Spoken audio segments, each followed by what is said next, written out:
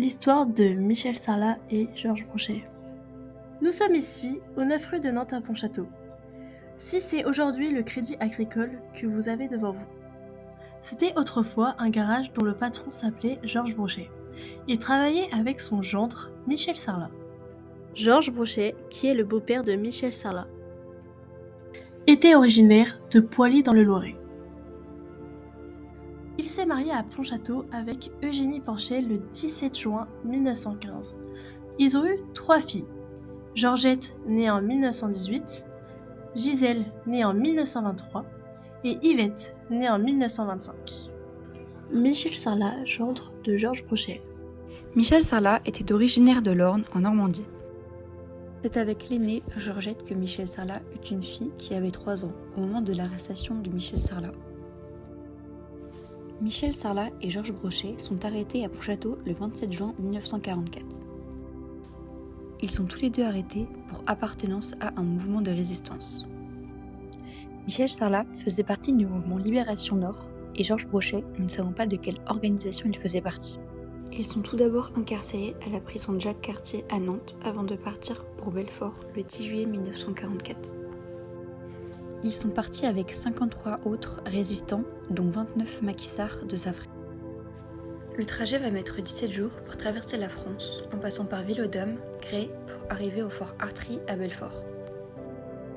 Les 2 hommes sont retransférés vers Natzweiler-Struthof, un camp en Alsace, le 26 août 1944. Chaque déporté avait un numéro. Pour Michel Sarlat était le 24 036 et celui de Georges Brochet le 23 827. À peine arrivé au camp Natzweiler et après quelques jours seulement, le commandant du camp Fritz Worcester rédige l'ordre d'évacuation du camp car les Alliés approchent. Les déportés sont transférés vers Dachau, premier camp mis en place par les nazis à partir du 4 septembre. Georges Brochet quitte donc le camp le 4 septembre 1944. Michel Sarlat lui quitte le camp le 5 septembre 1944. À Dachau, on leur attribue des numéros. Celui de Michel Sarlat était le 102 211 et celui de Georges Brochet le 100 160. Ils sont ensuite tous les deux transférés dans des commandos différents. Michel Sarlat à Allach, situé à mi-chemin entre le camp de Dachau et Munich. C'est le plus important camp annexe de Dachau et l'un des plus. À Allach, dès le lendemain de leur arrivée, les nouveaux étaient rassemblés sur l'une des places du camp.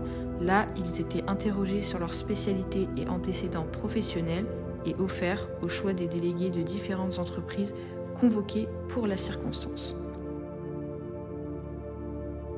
C'est de ce marché que dépendait généralement l'affectation du détenu dans un commando et par conséquent sa vie ou sa mort.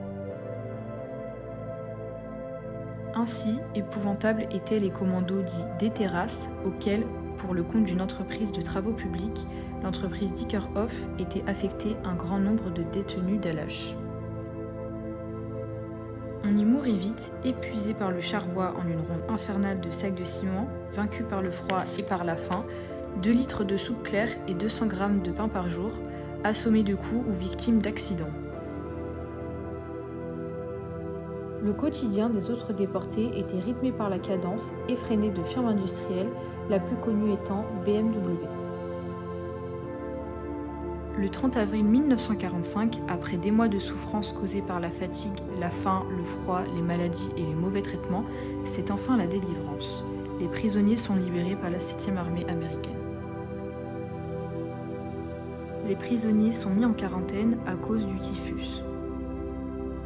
Les déportés sont conduits pour les plus malades sur l'île de Méno et pour les autres moins atteints sur l'île de Reichenau.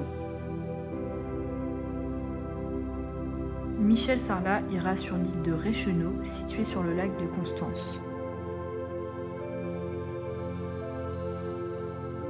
Il sera ensuite rapatrié par train à travers la Suisse jusqu'à Mulhouse car les ponts sur le Rhin ont été détruits.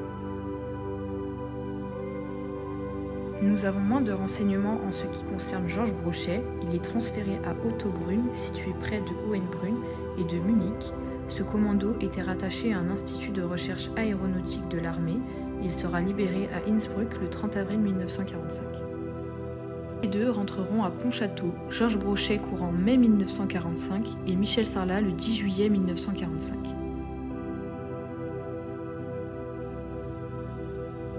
Michel Sarlat reprendra le garage de son beau-père en 1950 et le tiendra jusqu'à sa mort en 1997.